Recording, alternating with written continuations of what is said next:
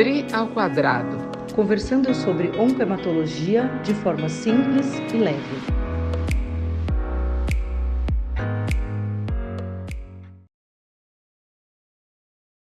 Olá, eu sou Adriana Pena. Eu sou Adriana Schelliga e hoje você está aqui de novo no Dri ao quadrado. Dri, hoje nós temos uma convidada lá do norte, doutora Camila Marca, lá de Belém, que vai se apresentar. E hoje nós temos um tema fundamental. Acabamos de ter o Dia Internacional das Mulheres, mas nós temos hoje um tema que são mulheres na hematologia, reflexões, desafios e perspectivas. Dri, começa por você. Então, a gente quer tornar esse quadro uma série, né, Dri? Trazer várias Hum? mulheres de vários lugares do Brasil para conversar um pouco sobre como é ser mulher hematologista nesse Brasil. E aí eu queria começar esse nosso primeiro falando um pouquinho para vocês uns dados sobre a mulherada aqui no Brasil. Então, nós somos 104 milhões de mulheres no Brasil. Nós somos a maioria nas universidades. 45% dos lares brasileiros são sustentados por mulheres. 10 milhões de mulheres no Brasil são as únicas responsáveis pela casa e pela família. E aí, alguns dados sobre a saúde, né? 65% dos profissionais de saúde são mulheres, 50% das médicas, né, dos médicos são mulheres. É, E na hematologia, nós somos 3.271 hematologistas no Brasil, com 64% de hematologistas mulheres. Eu falei isso outro dia, Aê, 65%. 64, Então, é mais ou menos isso aí. 64%. E segundo a BHH, essas 64% de mulheres hematologistas chegam a ganhar até R$ 13.000 a menos que os homens hematologistas. Apenas 17% das mulheres no Brasil têm cargos de liderança. Essas pesquisas variam um pouco, mas é algo em torno de 17, 25% das mulheres têm, dos cargos de liderança, né, são é, de mulheres. E que a gente sabe que na nossa área também não é diferente disso, né? A gente sabe que tem aí uma discrepância. E aí é por isso que a gente quer falar um pouco sobre como é ser hematologista nesse Brasil. Eu queria que você se apresentasse, Camila, para a gente começar a conversar. Muito obrigada por você estar aqui. Gente, que convite extraordinário para mim. Queria agradecer bastante. Eu sou fã e ouvinte de vocês desde sempre e super é, sou admiradora das duas Dris. E eu me chamo Camila Marca, sou médica hematologista aqui em Belém do Pará. Voltei a morar em Belém desde 2015. Estou completando esse ano 10 anos de retorno à minha casa. E hoje eu trabalho no hospital público do estado, o Hospital de Clínicas Gaspar Viana, que é uma referência de cirurgias cardíacas, nefrologia e psiquiatria do estado. Trabalho na hemoterapia nesse local e a gente depois pode conversar um pouquinho sobre esse capítulo na minha vida. Acho que a Adri Pena me conhece, né? Deve estar se perguntando como, mas eu também faço oncohematologia, que é de fato a minha paixão, formação principal, e faço hoje apenas no privado, tá? Oncohematologia na clínica CTO, que eu falo que é minha bolha, meu mundo fantástico de Bob, onde a gente consegue ter disponível, né, em geral, a melhor terapia para o paciente. Ô, Cami, vamos começar você falando o que te motivou, né, a ser hematologista. Como é que foi esse capítulo aí da sua vida? Então, na verdade, eu queria ser nefrologista, né? Engraçado, eu me preparei a vida inteira para ser nefrologista, desde a formação acadêmica, desde a faculdade, fazendo estágios opcionais sempre em nefro, indo passar na UNB, no setor de nefrologia. Durante a minha residência de clínica médica, ainda assim eu queria ser nefro. Fiz um mês no Hospital do Rim, em São Paulo, como optativo. Saía de Belém para ir para o Nefro USP, enfim. E durante esse rodízio da clínica médica, né, eu passei pelo Hemocentro aqui em Belém, o Hemopa, e lá eu me deparei com o Dr. João Saraiva. Ah, E, exato, ele era o diretor, né, da fundação do Hemopa e nos recebia como preceptor. E ele, enfim, sempre me estimulou, sempre falava que eu iria ser, né, hematologista, que eu deveria me converter, e me deu um livro a respeito da interpretação de hemograma, hum, de como realizar a interpretação do hemograma. E aquele livro foi, assim, transformador na minha vida. Parece que uma venda caiu dos meus olhos e eu consegui enxergar tanta coisa que a gente não é estimulado a saber, a hematologia a gente não é estimulado na faculdade, né? A gente pouco vê, ou são poucas aulas durante a nossa formação, então foi um livro que me fez ser picada pela hematologia, e a partir disso eu eu troquei tudo, eu não me inscrevi em nada em nefro, eu já estava no R2 de clínica médica para me inscrever nas provas. E aí me inscrevi tudo em hemato. Então foi bem inesperado, súbito, mas foi a tempo, graças a Deus. Que bom. E quais foram para você, Camila, durante esse processo? Você fez a residência de hemato no Pará também? A residência de hemato eu fiz junto com a Adriana Pena, gente. Era Ah, duplinha de residência no Hospital Santa duplinha. Que Marcelina. dupla, hein? Que dupla. Era uma dupla e tanto. Dupla e tanta era. E Que você, sorte. durante a residência, você teve algum momento que você percebeu que era mais difícil, justamente por ser mulher? Ou seja, apesar do que a Adri já comentou, o fato de 65% das hematologistas serem do sexo feminino, esse fato, de alguma forma, trouxe algum desafio maior para você durante esse processo de pós-graduação, que é a residência? Então, durante o processo de pós-graduação, eu tinha alguns desafios, né?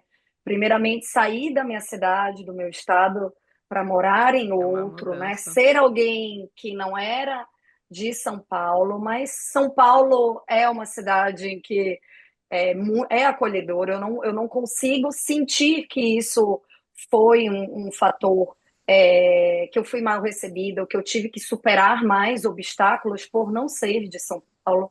Eu acho que Até a porque métrica era mais difícil achar alguém que fosse de São Paulo, né, Dri? muito E aí mais. eu tive a A sorte métrica de. de Belém era muito maior lá no setor Era civil muito, nós do que em éramos São Paulo. três residentes, duas paraenses e uma paulista. Então, É. mas, enfim, e predominância, de fato, essa estatística a gente via na prática. Uhum, A gente era muito cercada, a maior parte do serviço era composta de mulheres. uhum. Então, essa interação entre a gente, eu não via esse problema. O problema era a gente interagir com outra parte do hospital. É um hospital muito grande, de complexidade grande, né? Com transplantes em todas as áreas, residentes em todas as áreas. Então, lidar fora do muro da hematologia que a gente encontrava os desafios, com as especialidades cirúrgicas, né, Dri? Nossa. Eventualmente, óbvio, a gente interage com o hospital inteiro, né? A hemato, Uhum, você mexe com o hospital inteiro. uhum. Então, ali sim, muitas vezes a gente precisava se impor, né? Precisava falar num tom de voz de igual para igual, ao menos. Se você chegasse com uma postura curvada, retraída, você não ia ter voz, E Claro. depois, né, certamente. não só na residência, né, eu posso dizer porque a gente fez juntas, né, e a gente ficou preceptora depois da residência juntas também por um tempo, até a Camila ir embora e tal, trabalhando lá. E eu me lembro de um residente, o Hugo, que quando eu estava grávida, ele falava assim, mesmo antes de estar grávida, né, eu passava visita da interconsulta. E ele falava assim para mim: você não pode vir passar a visita da interconsulta carregando a sua mochila e ir lá discutir com o chefe da clínica de mochila e tênis. porque eles vão achar que você é interna. Então eu falava, gente, mas eu não tenho cara de interna, ninguém pode achar que eu sou interna. Ele falou assim, ninguém respeita ninguém aqui nesse hospital, aí você vai assim. Aí depois eu grávida, ele falava assim, vão achar ainda que você é uma residente, que ainda engravidou na residência. Aí eu já chegava, tipo, para discutir os casos com algum preceptor, eu já falava assim, eu sou Adriana, sou preceptora da Hemato, eu já tinha um discurso que as outras pessoas não tinham, né? Tipo, imagina que algum preceptor da clínica ia chegar e falar, oi, eu sou o preceptor da clínica. Ele já chegava achando que todo mundo achava que ele era o preceptor. Então eu me lembro disso assim perfeitamente, que era isso, era o desafio, né? Lógico, né? A gente, sei lá, se tinha cara de mais jovem, não sei se tinha mesmo ou não, mas tinha um desafio que nunca vi, assim, nenhum homem contar que alguém achou que eu não era a patente que eu tinha, sabe?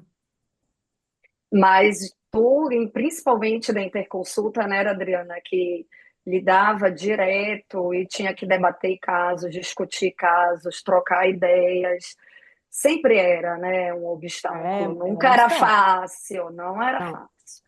Eu lembro uma vez de plantão, nessa revivendo esse tema e buscando memórias, porque a gente, isso de certa forma, pela minha personalidade, acho que pela da Adriana Pena, isso a gente vai superando e isso a gente vai levando, tirando de letra, né? Acredito.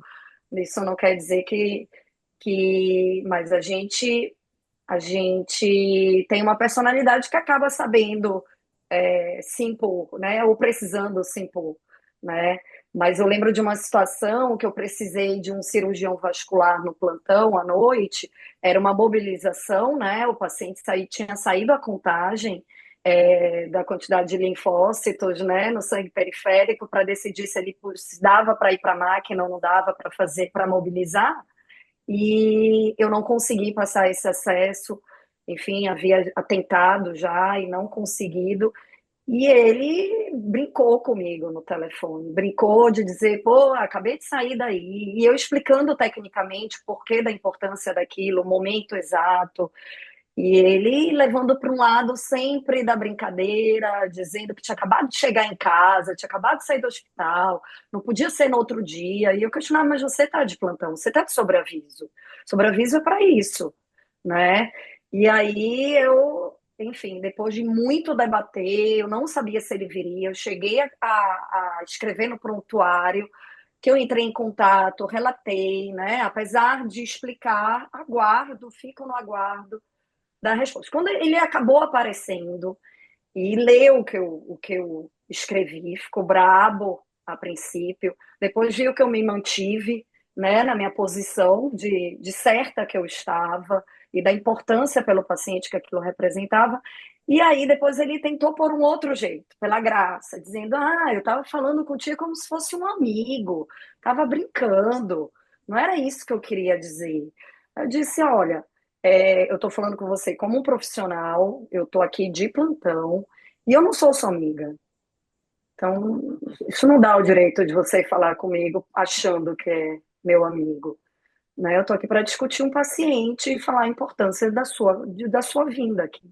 Então, enfim, são coisas que a gente precisa, assim, lidar. Eu duvido que se fosse, talvez, um homem falando do Uhum. outro lado, ele teria tido toda esse caminho até chegar lá, sabe? E Ô, aí, Adriana, muitas vezes, eu eles queria. partem do princípio de que você não vai reagir, de que você não vai responder, que você não vai, sabe? E ele ficou surpreso na hora. Você via a reação. Queria aproveitar que você está falando sobre esse assunto. Eu recentemente acabei de ver uma série muito interessante, uma série chamada Genius, Gênios, né? São quatro temporadas. A primeira é sobre o Einstein. E é muito próximo da história real dele, que foi pautada desde o início, junto de uma mulher que era uma sérvia, que era Mileva Marvik, que é a mãe dos dois filhos dele. E ela era uma menina de século XIX, né? Início do século XIX, ela era uma gênia então, em termos de matemática, e resolveu fazer colégio. O colégio era só de homens na época, ela era a única aluna mulher, passou por muita dificuldade, já tinha um problema físico, porque ela tinha uma perna menor que a outra, já, ou seja, mancava, ainda tinha o estigma físico, era mulher com estigma físico, mas ela acabou. Depois entrou na universidade, aí já na Suíça, onde ela conheceu Einstein, em Zurique, na Escola Politécnica, e, ele se encantou. O que eu acho mais legal dessa série é que ele se encantou pela inteligência dela, ou seja, houve uma união muito grande pelo falar de frente, do mesmo tom, mulher e homem falando de física e matemática, que são temas muito, digamos, áridos, né? Não são temas fáceis para quem era da ciência, área da ciência como nós, a área de física e matemática é muito complexo, mas eles foram muito próximos e fizeram a carreira, só que chegou um momento em que ela assumiu a família e ficou para trás. E era muito frustrante para ela. Ele seguiu, ela faz parte, inclusive, considerada uma das parceiras dele na teoria da relatividade. Sem ela, ele não teria conseguido todo o documento, ela que fazia busca na biblioteca. Fantástico, essa é uma série que vale a pena ver. E é muito próximo da realidade. E aí, quando você começa a ver a fala e a introdução de outras mulheres na história da ciência, aí a gente está falando de Marie Curie, da filha da Marie Uhum. Curie. Marie Curie teve 2 prêmios Nobel, um de física e um Uhum. de química.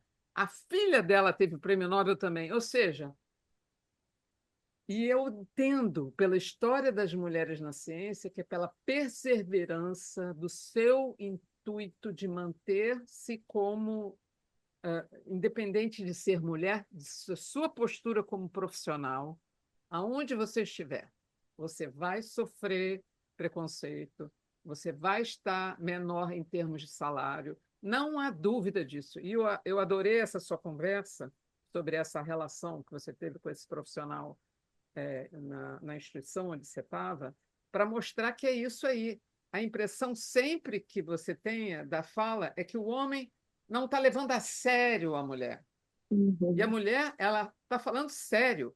E faça sempre isso. A documentação no prontuário é a forma legal de mostrar, meu caro, você não veio, está aqui, ó, o dia, hora, com quem eu falei com você por telefone. Eu não sempre falei isso com os meus residentes, sejam eles homens ou mulheres. Não estamos aqui, como você falou, não estou aqui para fazer amigo, não tô. Eu brigava muito, porque eu fui preceptora da residência. Aí vinha uma médica e dizia assim: vamos lá tomar chopp com os residentes. Eu falei: eu não sou amiga dos residentes, eu sou preceptora, eu não vou sair daqui para tomar chopp. Cobrar horário, cobrar tarefa, cobrar faz parte. É a forma com que você se protege como mulher e profissional. Mas se você fosse um homem preceptor da residência, talvez você fosse tomar chopp lá e ninguém ia achar que você era menos ou mais porque você foi tomar um chopp. Exatamente. Aí o que aconteceu? Uhum. Essa pessoa, que não vem ao caso quem seja, foi tomar chopp e tomou mais do que chopp. E, obviamente, a coisa não deu certo, entendeu? Por quê? Porque não se deu respeito na minha Visão. posição pessoal de vir. E isso degringolou tudo, entendeu? Não, É? uma coisa é você pode até tomar chopp, não há problema nenhum, mas você tem postura. É, mas A- é muito diferente. É A diferente. noção de postura masculina e a noção de É. postura feminina, né? E a Mas o que que gente eu vê quero isso no dizer dia a com isso dia. tudo, só para fechar e finalizar essa conversa, é que isso a gente vai continuar a ser submetida a esse tipo de preconceito, ser submetida a esse tipo de viés, de que você é menor porque você é mulher, porque a sua presença, a sua importância, sempre vai ter. Não adianta. Eu vejo pelas histórias da ciência lá no século XVIII, século XIX, século XX. Não adianta. E as coisas não Hoje nós mudaram. estamos um pouquinho Um pouco melhor. melhor, mas vai continuar. Ô, Só não Cami, eu pode queria... desistir. Não. Não, não Eu pode. queria te perguntar uma coisa que assim, agora você está hoje numa posição de liderança dentro do que você faz no Hospital de Clínicas, dentro do Banco de Sangue, né? E aí eu queria saber de você assim, como é, primeiro, como é que, enfim, você pode me contar melhor qual que é, contar para todo mundo aqui melhor qual que é a sua posição, né? O que que você faz dentro do Banco de Sangue? Mas que desafios que você acha que você enfrenta enquanto estando nessa posição que é de liderança e sendo mulher, né? Então, vou voltar um pouquinho na minha volta a Belém, sabe? A volta para Belém, para uma região que minha casa, mas é muito diferente do período que eu fui embora. Eu fiquei muito tempo fora. E às vezes, quando você volta, você espera encontrar aquele mesmo sentimento, aquilo tudo no lugar, mas você mudou. Você não é mais aquela pessoa que você deixou, né, na época que você foi embora. Então, você volta com outro olhar, uma visão mais crítica. Aquela coisa, né? Só eu posso falar mal de onde eu moro, mas aí você consegue enxergar as deficiências do lugar. Então, esse retorno à casa, né, ele não foi fácil. Não foi fácil também principalmente sobre, além de pessoal, sobre cidade, estrutura, também sobre o aspecto profissional, porque durante muito tempo a gente transitou dentro do mesmo ambiente em São Paulo, com os mesmos chefes, as pessoas te conheciam, te respeitavam, a gente teve a oportunidade de trabalhar juntas e com vários, né? Fizemos pós-graduação, tivemos muitos chefes, né? E trabalhamos com eles enfim, de certa forma, havia uma proteção ao nosso redor, o mundo mais controlado. E nessa volta era a primeira vez que eu andava por mim mesma, né? Longe dessa barreira de contenção. E aí ali foi um primeiro choque ao ter uma conversa de trabalho com um gestor, que, enfim. E ali, pela primeira vez, eu senti o mundo real, assim, da mulher sozinha numa conversa, no qual hoje eu enxergo muito bem o que aconteceu ali, sabe? Um assédio moral mesmo, de eu ali. Eu saí chorando dessa reunião, vou te ser bem sincera, algo que me impactou muito. E assim, com palavras muito fortes, dizendo que ninguém me conhecia, que ia me sustentar por muito tempo, ainda durante esse início de caminhada, e que, enfim, então isso foi mais forte na minha volta, sabe? Esse impacto nessa posição de mulher que está chegando, mas sou daqui, mas essa relação de trabalho, sabe? Então isso foi bem impactante assim para mim. E deixa eu te interromper um segundo para fazer uma pergunta rápida. Você acha que enfim, vamos chamar de machismo, né? Mas esse machismo é diferente regional? Então, você acha que aqui em São Paulo você sentia menos porque você estava de fato protegida por um sistema? Ou isso é pior quando a gente sai, né, de São Paulo e vai para, por exemplo, aí para o norte, enfim? Não sei, porque eu acho que aqui é ruim também, tá? Não acho que é bom, não. Mas estou perguntando se Não, você acha eu, que eu você entendo. sentiu mais, assim. Eu senti mais em virtude de ser algo menos. Eu acho em São Paulo, pelo menos, há uma profissionalização maior dos gestores, sabe? Assim, a meu ver, né? Eu não sei até hoje assim os motivos ou porquê, mas eu não sei. Aqui em Belém, as empresas são muito familiares, sabe? Do que as grandes. A gente ainda não tem as grandes redes, né, no estado. Então, ainda são regidos por pessoas, Uhum. pessoas no aspecto pessoal, com o seu negócio próprio. E aí eu não sei, não, eu me É, deparei com uma falta de profissionalismo em lidar com uma nova profissional. Então, eu achei totalmente descabível a postura, a forma de abordagem. Eu, na época, fiquei bem sensibilizada, bem frágil. Não, hoje eu consigo dar nome, entender o que aconteceu, né? Olhando com mais anos de experiência, mais calejada. uhum, Mas eu, querendo ou não, era a primeira vez que eu saía de um âmbito mais protegido, apesar de ter ficado em São Paulo 7 anos, mesmo após a minha formação de residência, eu continuei trabalhando em São Paulo o tempo inteiro, né? Fiz pós-graduação, mas continuei trabalhando ao término, então eu tive a vivência de trabalho, mas gerava e girava em torno dos meus ex-chefes, das pessoas com que sempre me abriram as portas e naturalmente eu fui trabalhando junto. Mas esse foi o primeiro impacto, assim, na minha volta. Eu senti bem desprotegida e numa posição bem indefesa, assim, sem saber lidar com isso. E hoje eu com certeza saberia muito bem como lidar melhor com isso, sabe? Ou responder, ou me posicionar. Eu de fato calei, eu calei. uhum. Mas eu Então, acho que isso essa sua experiência, ela tem varia. O que você perguntou, Dri, eu acho que faz muito sentido. Há, sim, posições regionais distintas. Eu acho que Sudeste, São Paulo, Rio, talvez Belo Horizonte, não sei tanto, mas São Paulo e Rio de Janeiro são coisas completamente diferentes do resto do país, completamente diferentes. Você está dando seu exemplo do Norte, que é, inclusive, do ponto de vista de densidade populacional, menor do que, por exemplo, algumas cidades no Nordeste, né? O Norte é um pouquinho diferente do Nordeste, que é diferente do Sudeste, que é diferente do Sul.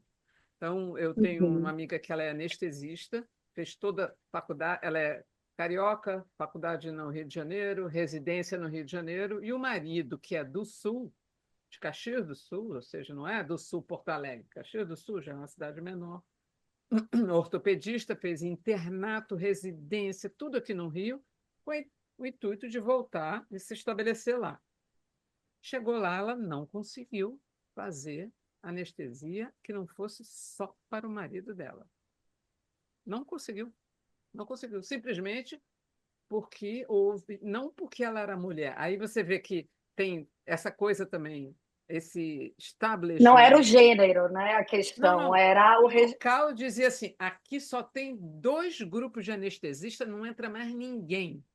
E foi assim. Uhum. Claro que ela se adaptou, ela teve que se adaptar, trabalha com o marido até hoje, etc. Mas para você ver que nem só a questão do feminismo, ser feminina ou não, do gênero, mas é a questão também local. O ambiente trabalha de uma determinada forma e eles estabelecem.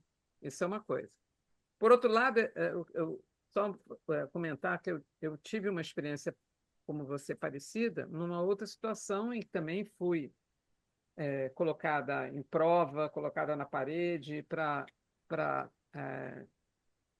concordar com uma coisa que eu não concordava, e isso era um professor universitário de uma grande universidade do Rio de Janeiro.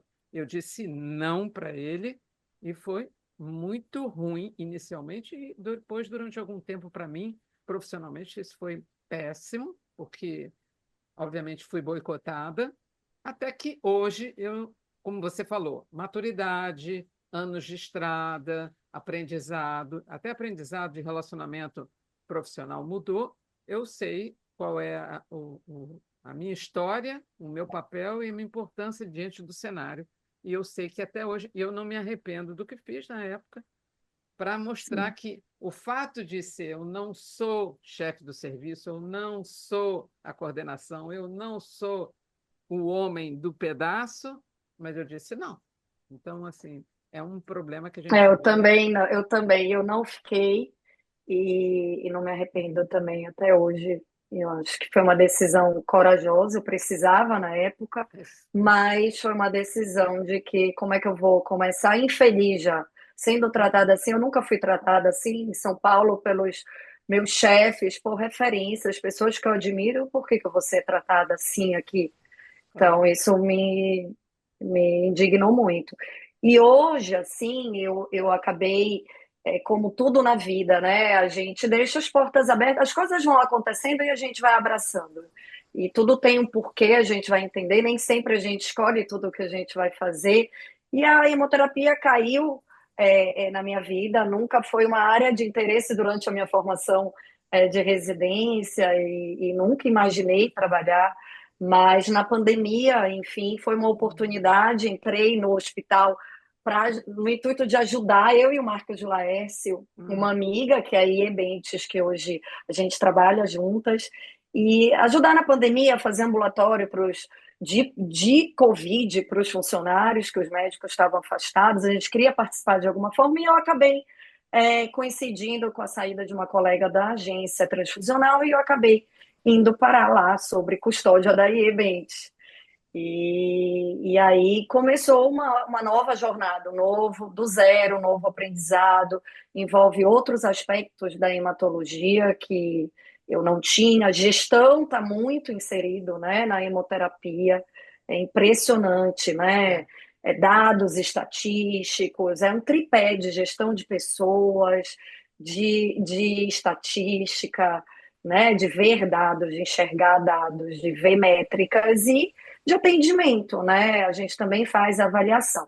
Então, eu tenho a sorte de geralmente ter do lado pessoas muito fortes, mulheres muito fortes, Uhum. sabe? Eu acho que eu tive o privilégio durante a minha residência, não é? A Adriana é uma pessoa demais forte, que eu aprendi bastante, continuo aprendendo até hoje, a ter pensamentos fora da caixinha, a abordagem de novos temas, e esse é o olhar sensível que eu acho que a mulher vem contribuindo. Eu acho que o sistema só tem a ganhar, porque esse olhar mais inclusivo, de questionamentos de diversidades, eu acho que a gestão da saúde, tendo mulheres à frente, só tem a ganhar, só tem a impactar.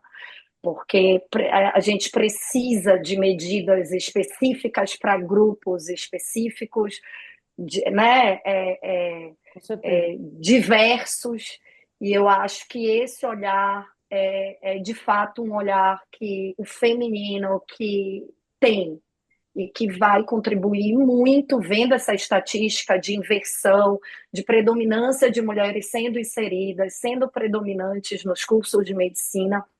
Eu acho que isso vai se refletir cada vez mais para o futuro nessa mudança, Uhum. nessa conquista de espaços. Eu acho que isso está apenas no início, né? E não deve parar para não retroceder, mas a gente precisa. A gente vê em congressos, o número de participantes, palestrantes não são iguais, há uma discrepância. Pode fazer a estatística de todas as conferências que a gente vá, É né? Isso é um verdade. Você fato. sabe que eu sou conhecida, né, no mundo hematológico e fora dele, por ser uma pessoa ativista e que briga com as coisas, e que vou atrás e tal. Até ganhei uma palestra no Emo de um assunto fora da caixinha por causa disso, enfim. E até o ano passado eu estava no Emo e uma pessoa da indústria me puxou de lado e falou: Ai, doutora, vem ver aqui. A gente fez uma palestra ou um evento e tal, e são só palestrantes mulheres. E eu já tinha visto, né? Porque eu estou sempre ligada nisso. E eu já tinha visto. Então era assim: eles tinham um evento que tinha 3 palestrantes, que eram só mulheres, e no mesmo dia eles tinham um outro evento que tinha 5 palestrantes homens, só homens. E daí ela queria me convencer de que eles estavam fazendo um negócio super incrível, porque eles tinham um evento com 3 mulheres e um outro evento com 5 homens. E aí, na hora, a hora que ela me puxou e falou isso, eu virei para ela e falei: sim, eu vi que vocês têm esse evento, que bom. Mas assim, o evento aqui, o evento que tem Não as vou te mulheres, só dar tem três parabéns ainda, mulheres. né? Não vou te dar parabéns, entendeu? Esse evento tem 3 mulheres e esse outro Você aqui tem sabe cinco que, homens. Então, assim, a você sabe que discrepância segue. eu faço parte do comitê consultivo da ABHH agora. na última votação. E, em parte, surgiu de uma queixa minha numa reunião que eu estive num jantar de um evento e que eu fui conversar para cumprimentar os colegas que estavam na mesa e alguém comentou: "Ah, isso aqui é reunião do Conselho Administrativo da BH." Fizeram uma brincadeira. Eu falei: "Mas só tem homem? Não tem uma Só tem mulher aqui homem. nessa mesa?" E eu fiquei brincando, e a partir dessa brincadeira foi surgindo. Eu falei: "Vocês têm que colocar mais mulheres, não é Você possível." já viu o Comitê de Equidade da BHH? É só homem, né? Não, não é só homem, mas era pelo menos majoritariamente homens, entendeu? No Comitê de Ou Equidade. seja, ou seja, não é possível isso, né? É. Ô, Cami, mas você acha que agora, nessa sua posição de, né? Porque agora eu acho que tem uma coisa, quando a gente trabalha, e eu acho que todas nós aqui já passamos por isso, né? Eu tenho uma posição de liderança dentro de um dos lugares onde eu trabalho aqui. A Adriana já teve posições de liderança e hoje tem uma posição de liderança dentro da pesquisa clínica, dentro do lugar onde ela trabalha, né? Do grupo Oncoclínicas e tudo. E agora você tem essa posição aí de liderança, né? Por quê? Porque o banco de sangue tem uma questão de gestão de pessoas e até de gestão de pessoas que não são as pessoas dentro do banco de sangue, né? Você tem uma gestão de pessoas do hospital que você precisa que entendam, né? Que aquele Interagir. recurso e que aquele recurso não é ilimitado, pode usar à vontade, está aqui para todo mundo usar à vontade e tal. E aí eu acho que isso muda um pouco o jeito que a gente trabalha, né? Porque uma coisa é como você trabalha no consultório, coisa é quando você tem um chefe ou o dono de um lugar onde você trabalha, né? Uma chefia acima de você, e você está trabalhando ali no dia a dia, tocando sua vida, vendo seus pacientes, e o corre que vai. Aí a hora que você tem que, né, lidar com pessoas e mostrar que, sim, é a minha opinião que vai prevalecer aqui, é que às vezes a gente sente certas barreiras. Eu queria entender com você se você sentiu essas barreiras. Senti. Eu acho que quando eu entrei, e pelo fato de ainda não ter uma familiaridade também muito grande e aprendendo ainda a trabalhar dentro de um banco de sangue, em todas as suas complexidades que envolvem, a gente precisa interagir com outros médicos. Eu era a médica que estava chegando, ninguém me conhecia. Tem uma pessoa muito forte lá, que é a IE, que já vem de anos do hospital, então ela é referência, todo mundo a conhece no hospital, e chega eu para questionar uma transfusão no nível plaquetário que não estava ok. A gente tem que questionar, e aí a gente escuta, né, no início de uma forma bem grosseira, bem de forma não profissional, tipo, quase: quem é você na fila do pão? Você entende alguma coisa de cirurgia cardíaca ou desse procedimento? E aí isso é um trabalho de construção no dia a dia, você não vai se enfiar a goela abaixo a ninguém. Então, eu acho que é só com muita perseverança, postura profissional, de não entrar nesses embates de discussão nesse nível, não descer ao nível, Não e sempre adianta. buscar uma postura profissional e falar dessa forma. Eu acredito que hoje eu conquistei sim o meu espaço de uma forma hoje respeitada.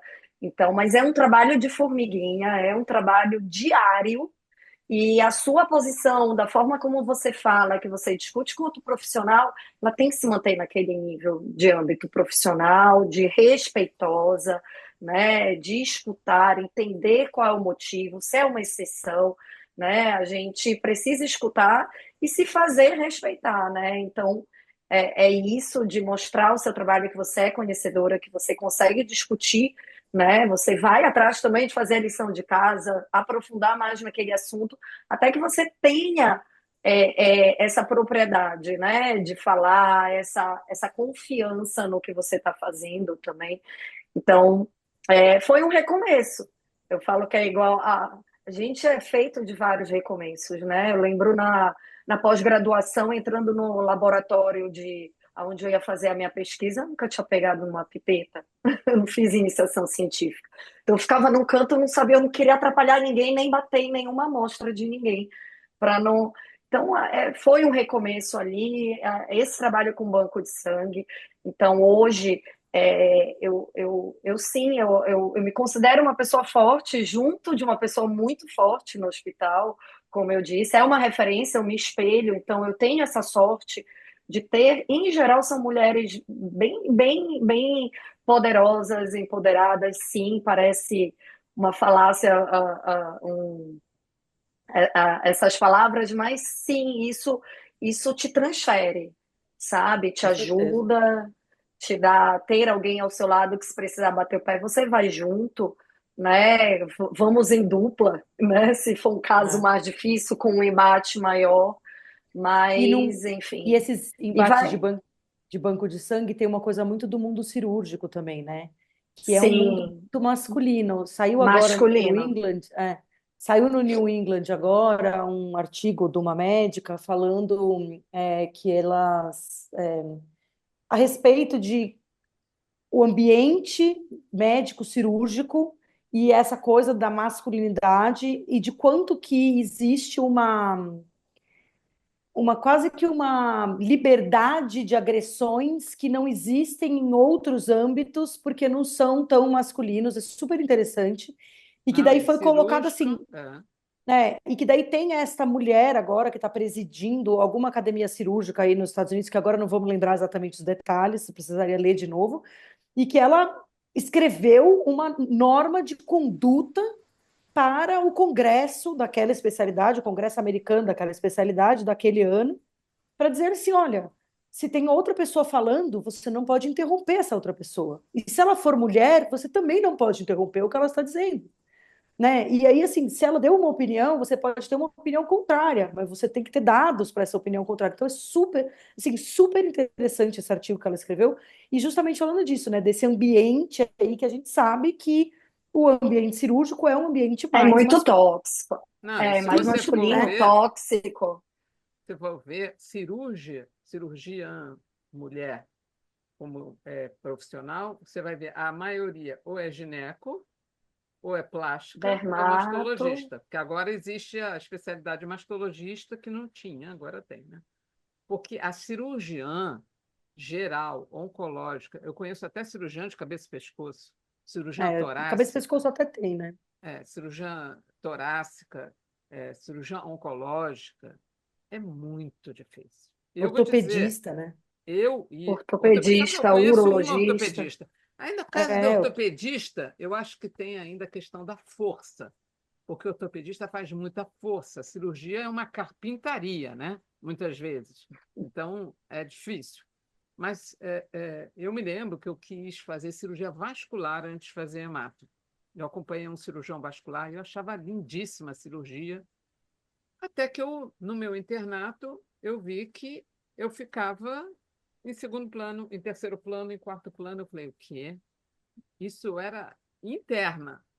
Falei, não vou fazer cirurgia. E aí eu vi algumas histórias. Nos Estados Unidos tem, até hoje, ela não trabalha mais, mas uma cirurgiã torácica no Memorial, que era muito famosa, e que vários cirurgiões lá do INCA chegaram a fazer um fellow lá, mas ela é casada com o hospital. Ela não tem vida pessoal, ela não tem é, filhos, ela não teve a vida dela além, assim, para ela poder se impor como cirurgiã, ela só faz isso, mais nada. e aí eu acho que isso é uma coisa também, né, de uma próxima questionamento, mas aí depois você fala o que você quer falar, Cami, mas só para eu não que a quantidade de vezes, né, que alguém já te perguntou, e você teve que abrir mão do seu lado profissional para ter o seu lado materno, né? E quantas vezes um homem teve que responder essa pergunta, né? Você abriu mão do seu lado profissional para ser pai? Ninguém nunca fez uma pergunta dessa para um homem. A gente ouve isso sempre. Como você dá conta de filho e profissão? Bom, porque dou conta de um monte de outras coisas, né? Então depois você pode comenta o que eu sei que você já ia comentar alguma coisa do que a Adriana falou, do que a gente falou, mas depois eu quero que você comente essa parte também, se você acha realmente que teve uma dificuldade, como é que foi isso aí, para a gente começar já. Certo. Não, eu escutei um depoimento de uma urologista, mulher urologista, e que ela disse que ela precisou, ela durante os anos de residência dela, eles fazem prova de título nesse período que eles estão na residência, e eles eram em 5 residentes, ela era a única mulher. E que somente depois dessa prova de título, no qual ela passou em primeiro lugar geral da prova de título no Brasil, que os chefes passaram a saber o nome dela no serviço. Ela disse que ela só conseguiu ser notada porque ela sempre foi ofuscada pelos demais 4 homens, e os chefes só falavam dele, só dela, eles nem sabiam, mal sabiam o nome, e que ela só se fez notada após a realização, ser primeiro lugar, que chamou a atenção, e aí eles passaram a nomeá-la, a saber de fato. Isso foi um depoimento dela, sabe? Isso eu achei bem forte e exemplifica bem, né? Se a gente está falando em especialidades clínicas, nossas dificuldades no dia a dia, imagina dentro de especialidades cirúrgicas como as que a gente estava falando. Mas essa questão da maternidade, de dar conta de tudo, e a gente não dá conta de tudo, assim como o homem não dá conta de tudo. A gente sempre está A gente devendo em dá algum mais lado, conta do que mas os homens, é claro. é, A gente tem mais mas pratos e deixa cair menos, né? deixa cair menos. Não, a gente consegue Assobia, fazer umas coisas ao como mesmo é que é? tempo, isso é um Assobia, fato. A chupa pensar, cana, faz tudo ao mesmo tempo. as abas do computador são várias ao mesmo Isso. tempo. É, tudo Né? A gente aberto trabalha ali. com várias abas ao mesmo tempo. Enfim, mas é engraçado, né? É um período que a gente depende de mais de uma rede de apoio, não tem como a gente dar conta sem uma rede de apoio. Eu acho que a gente é um pouco exceção na regra, assim. Eu conheço o contexto familiar da Adripena e ela conhece também na minha casa, então somos privilegiadas do ponto de vista. O pai não ajuda, não é uma ajuda do pai, ele faz igualmente, dá conta do que tem que fazer.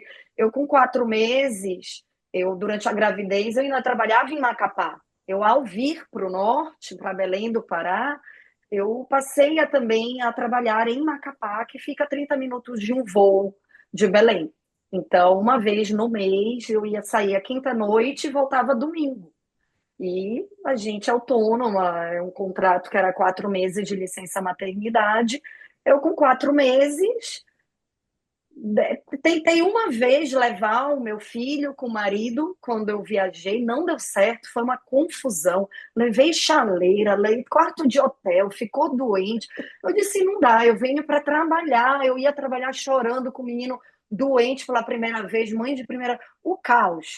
Eu disse: eu nunca mais vou levar na minha viagem de Macapá. Eu vou para trabalhar, ele vai ficar, ele vai sobreviver, é o melhor para ele. Se ele precisar de atendimento, ele tem todo o suporte, tem a pediatra, o marido fica em casa com toda a estrutura, e eu simplesmente eu ia.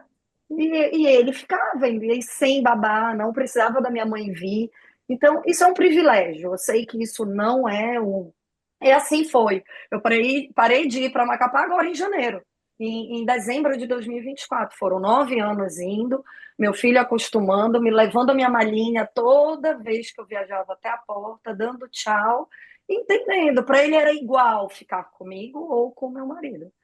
Então, eu sei que Muito isso é um bom. privilégio, então, isso me deu muito suporte, né?